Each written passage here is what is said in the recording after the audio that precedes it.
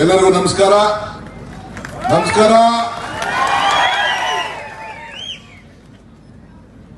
ಬಂಧುಗಳೇ, ನಮ್ಮ ಹಿರಿಯ ನಾಯಕರಾದಂತ ಬೋಸರಾಜ್ ಸಾಹೇಬ್ರೆ, ಈ ಭಾಗದ ಲೋಕಸಭಾ ಸದಸ್ಯರಾದಂತ ಕುಮಾರ್ ನಾಯಕ್ ರವರೇ, ಸ್ಥಳೀಯ ಶಾಸಕರ ಮಿತ್ರರಾದಂತ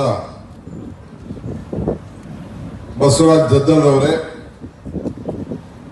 ನಮ್ಮ ಕಾರ್ಯಾಧ್ಯಕ್ಷರಾದಂತ ವಸಂತ್ ಕುಮಾರ್ ಅವರೇ, ಶಾಸಕ ಮಿತ್ರರಾದಂತ ಬಸವನಗೌಡ ತಿರುವಾಳ್ರವರೇ,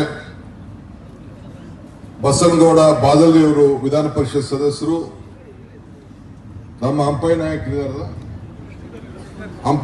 ಅವರೇ, ಮಲ್ಲಿಕಾರ್ಜುನ್ ಅವರೇ, ವಿಶೇಷವಾಗಿ ನನ್ನ ಜಿಲ್ಲಾ ಕಾಂಗ್ರೆಸ್ನ ಅಧ್ಯಕ್ಷರಾದಂತ ಬಸವರಾಜ್ ಇಟ್ಕಿ ಅವರೇ, ಶ್ರೀದೇವಿ ನಾಯಕರವರೇ,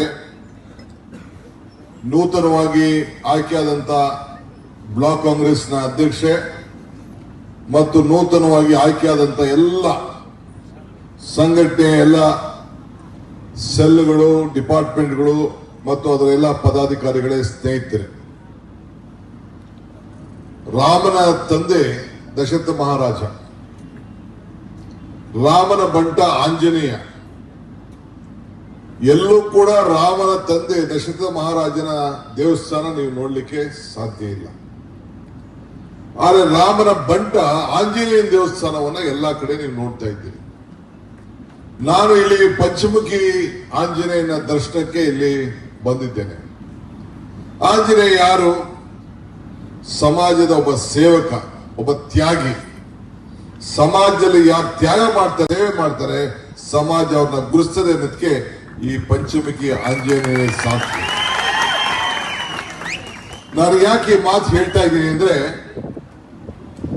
ನೀವೆಲ್ಲ ಕಾರ್ಯಕರ್ತರು, ಸ್ಟೇಜ್ ಮೇಲೆ ಇರ್ಬೋದು, ಕೆಳಗಡೆ ಇರ್ಬೋದು, ಯಾರು ಸಮಾಜ ಜೊತೆಯಲ್ಲಿ ಜನರ ಜೊತೆ ನಿಷ್ಪಕ್ಷಪಾತವಾಗಿ ಹೃದಯ ಶ್ರೀಮಂತಿಕೆ ಇಟ್ಕೊಂಡು, ಸೇವಾ ಮನೋಭಾವ ಇಟ್ಕೊಂಡು ನೀವು ಸೇವೆ ಮಾಡ್ತೀರಿ, ಸಮಾಜ ನಿಮ್ಮನ್ನ ಗುರುಸ್ತದೆ. ನಾನು ಯಾವಾಗಲೂ ಒಂದು ಮಾತು ಹೇಳ್ತಾ ಇರ್ತೀನಿ, ಪಕ್ಷಕ್ಕಿನ್ನ ವ್ಯಕ್ತಿ ಯಾವ ಕಾರಣಕ್ಕೂ ದೊಡ್ಡವರಿಲ್ಲ. ಯಾವಾಗಲೂ ವ್ಯಕ್ತಿ ಪೂಜೆ ಮಾಡೋಕೆ ಹೋಗ್ಬಾರ್ದು. ನೀವೇನಿದ್ರು ಪಕ್ಷದ ಪೂಜೆಯನ್ನ ಮಾಡಬೇಕು. ನಾನು ಯಾವಾಗಲೂ ಈ ಗುಂಪು ರಾಜಕಾರಣ ಮಾಡಕ್ಕೆ ಯಾವತ್ತೂ ಅವಕಾಶ ಕೊಟ್ಟಿಲ್ಲ. ಗುಂಪು ಮಾಡ್ಬೇಕಾದ್ರೆ ಏನು ಬೇಕಾದ್ರೂ ಮಾಡಬಹುದಾಗಿತ್ತು, ಅದರಿಂದ ಏನು ಪ್ರಯೋಜನ ಆಗಿಲ್ಲ. ಕಾಂಗ್ರೆಸ್ ಪಕ್ಷ ಇದ್ರೆ ನೀವೆಲ್ಲ, ಈಗ ನಾನು ಉಪಮುಖ್ಯಮಂತ್ರಿಯಾಗಿ ನಿಮ್ಮ ಮುಂದೆ ನಿಂತಿದ್ದೇನೆ. ಬಸವರಾಜ್ ದದ್ದಲ್ ಅವರು ಶಾಸಕರಾಗಿದ್ದಾರೆ, ಚೇರ್ಮನ್ ಇದ್ದಾರೆ. ನಮ್ಮ ಮಂತ್ರಿಗಳಂತ ಬೋಸರಾಜ್ ಅವರಿದ್ದಾರೆ. ಬೋಸರಾಜ್ ಯಾಕೆ ಮಂತ್ರಿ ಮಾಡಿದ್ರು? ಪಕ್ಷ ಶಾಸಕ ಇಲ್ಲದೆ ಹೋದ್ರು ಪಕ್ಷ ಯಾಕೆ ಮಾಡ್ತು ಅಂತಂದ್ರೆ, ಪಕ್ಷಕ್ಕೆ ಕಳೆದ 45 ವರ್ಷಗಳ ಕಾಲ ಸೇವೆ ಮಾಡಿದ್ದಾರೆ, ತೆಲಂಗಾಣಕ್ಕೆ ಹೋಗಿ ದುಡಿದಿದ್ದಾರೆ, ಹಗಲು ರಾತ್ರಿ ಪಕ್ಷದ ಸಂಘಟನೆಯಲ್ಲಿ ಕೆಲಸ ಮಾಡಿದ್ದಾರೆ ಅಂತೇಳಿ ಪಕ್ಷ ಅವ್ರನ್ನ ಗುರುಸಿ ಇವತ್ತು ಅವ್ರನ್ನ ಮಂತ್ರಿ ಮಾಡಿದ್ದಾರೆ. ಅಂದ್ರೆ ಯಾರು ದುಡಿತಾರೆ ನಿಸ್ವಾರ್ಥೆಯಿಂದ ಅವರಿಗೆ ಸಮಾಜ, ಪಕ್ಷ ಗೌರವನ ಕೊಡ್ತದೆ. ನಾನು ತಮ್ಗೆಲ್ಲ ಹೇಳಿದಿಷ್ಟೇ, ತಾವೆಲ್ಲ ಒಂದು ಸಣ್ಣ ಹುದ್ದೆ ಇರ್ಬೋದು, ದೊಡ್ಡ ಹುದ್ದೆ ಇರ್ಬೋದು, ತಿಳ್ಕೊಳಕ್ ಹೋಗ್ಬೇಡಿ. ಯಾರು ಬೇಕಾದ್ರೂ ರಾಜಕಾರಣದಲ್ಲಿ ಎಷ್ಟು ಮಟ್ಟಕ್ಕಾದ್ರೂ ನೀವು ಬೆಳಿಬಹುದು. ನಿಮ್ಮ ಬೂತ್ ಏನಿದೆಯಲ್ಲ, ಆ ಬೂತ್ನ ಜವಾಬ್ದಾರಿ ನೀವೆಲ್ಲ ನಾಯಕರುಗಳು ಪ್ರತಿಯೊಬ್ಬರು ಕೂಡ ತೆಗೆದುಕೊಳ್ಬೇಕು. BLA ಏನೋ ಪದ ಇದೆಯಲ್ಲ, ಬಿಜೆಪಿಲಿ ದೊಡ್ಡ ಮಂತ್ರಿಗಳು ಕೂಡ BLA ಅಧ್ಯಕ್ಷ ಆಗ್ತಾರೆ. ತನ್ನ ಬೂತ್ ನಲ್ಲಿ ಯಾರು ಮೆಜಾರಿಟಿ ಕೊಡ್ತಾನೆ ಅವನ್ ನಾಯಕನೇ ಹೊರತು ಇಲ್ಲಿ ಸ್ಟೇಜ್ ಮೇಲೆ ಕೂತ್ಕೊಳ್ಳೋ ನಾಯಕ ಅಲ್ಲ ಅನ್ನೋದನ್ನ ನಾನು ಈ ಸಂದರ್ಭದಲ್ಲಿ ಹೇಳಲಿಕ್ಕೆ ನಾನು ಬಯಸ್ತಾ ಇದ್ದೇನೆ. ನೀವು ಬೆಳಗ್ಗೆ ಸಾಯಂಕಾಲ ಬಡದಾಡ್ತೀರಿ. ನಿಮ್ಮ ಹೋರಾಟ ಬಿಜೆಪಿ ಮೇಲೆ, ದಳದ ಮೇಲೆ ಇರಬೇಕು. ನಿಮ್ಮ ಹೋರಾಟ ಕಾಂಗ್ರೆಸ್ ಸಿಗರ ಮೇಲೆಲ್ಲ ಹೋರಾಟ. ನಿಮ್ಮ ದ್ವೇಷ, ಸಾಧನೆ ಇವಕ್ಕೆಲ್ಲ ಮುಖ್ಯ ಅಲ್ಲ.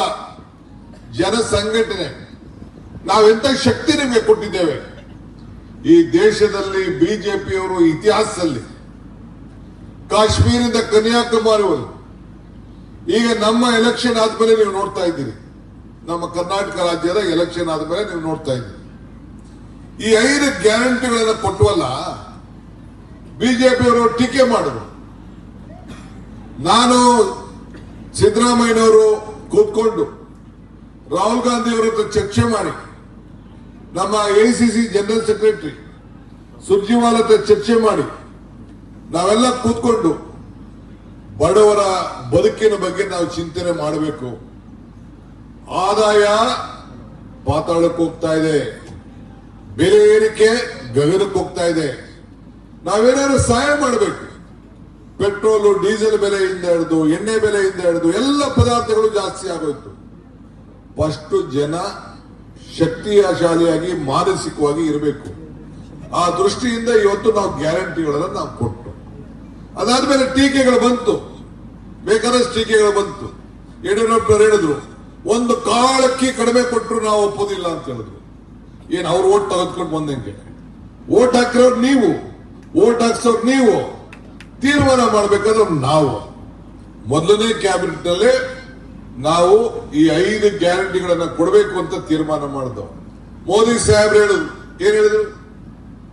ನಿಮ್ಮ ಸರ್ಕಾರ ದಿವಾಳಿ ಹೋಗ್ತದೆ ಅಂತ ಹೇಳಿದ್ರು. ಅದಾದ ಮೇಲೆ ತೆಲಂಗಾಣ ಎಲೆಕ್ಷನ್ ನಡೀತು. ಇದೇ ರೀತಿ ಗ್ಯಾರಂಟಿಗಳನ್ನು ನಾನು ಹೋಗಿ ಭಾಗಿಯಾಗಿದ್ದೆ ಘೋಷಣೆ ಮಾಡಿದಾಗ.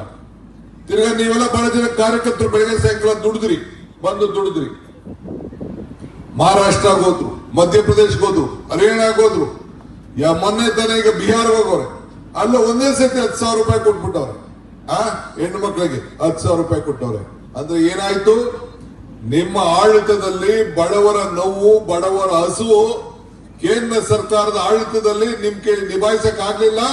ಕರ್ನಾಟಕ ರಾಜ್ಯದ ಕಾಂಗ್ರೆಸ್ ಮಾದರಿಯನ್ನ ತೆಗೆದುಕೊಂಡು ನಮ್ಮ ಗ್ಯಾರಂಟಿಯನ್ನ ನೀವು ಕಾಪಿ ಮಾಡಿಕೊಂಡು ನೀವು ಚುನಾವಣೆಯಲ್ಲಿ ಅಧಿಕಾರಕ್ಕೆ ಬರಲಿಕ್ಕೆ ನೀವು ಪ್ರಯತ್ನವನ್ನ ನೀವು ಮಾಡ್ತಾ ಇದ್ದೀವಿ. ಚಿಂತೆ ಇಲ್ಲ. ಆದ್ರೆ ನಾವು ಇವತ್ತು ನಿಮ್ಗೆ ಎಷ್ಟು ಸಹಾಯ ಮಾಡ್ತಾ ಇದ್ದೇವೆ, ಎಷ್ಟು ಶಕ್ತಿ ಕೊಟ್ಟಿದ್ದೀವಿ, ಮತದಾರ ಹತ್ರಕ್ಕೆ ಹೋಗ್ಬೇಕಾದ್ರೆ ಎಷ್ಟು ಶಕ್ತಿ ಕೊಟ್ಟಿದ್ದೀವಿ.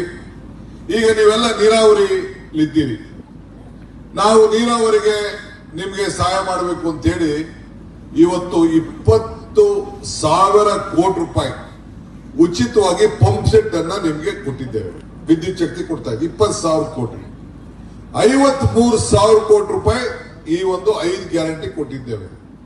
ಇದಲ್ಲದೆ ವಿವಿಧ social welfare department, agriculture department, ಬೇರೆ ಬೇರೆ ಎಲ್ಲ ಇಲಾಖೆಗಳಲ್ಲಿ ಸೇರಿ ಸುಮಾರು ಒಂದು 30,000-35,000 ಕೊಟ್ಟು ಸುಮಾರು 1 ಲಕ್ಷ ಕೋಟಿ ರೂಪಾಯಿಯನ್ನ ವಿವಿಧ ಇಲಾಖೆಯಲ್ಲಿ ಬಡತನಕ್ಕೆ ನಿರ್ಮೂಲನವನ್ನ ಮಾಡಲಿಕ್ಕೆ ಇವತ್ತು ಸಹಾಯವನ್ನ ನಾವು ಮಾಡ್ತಾ ಇದ್ದೀವಿ. ಯಾವ ರಾಜ್ಯ ಇಂದ ತೀರ್ಮಾನ ತೆಗೆದುಕೊಂಡಿದೆ? ಇದು ನಿಮ್ಮ ಸರ್ಕಾರ. ಅದಕ್ಕೆ ಎಲೆಕ್ಷನ್ ಟೈಮಲ್ಲಿ ನಾನು ಏನು ಹೇಳಿದೆ ಅಂದ್ರೆ, ಕಮಲ ಕೆರೆಯಲ್ಲಿದ್ದರೆ ಚಂದ,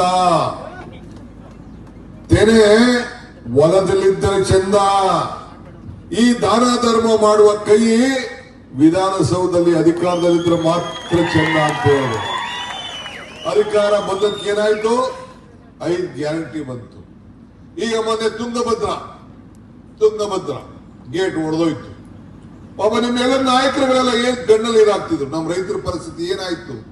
ರೈತನ ಸಂಬಳ ಇಲ್ಲ, ರೈತನ ಪ್ರಮೋಷನ್ ಇಲ್ಲ, ರೈತನ ಪೆನ್ಷನ್ ಇಲ್ಲ, ರೈತನ ಲಂಚ ಇಲ್ಲ, ರೈತನ ರಿಟೈರ್ಮೆಂಟ್ ಇಲ್ಲ.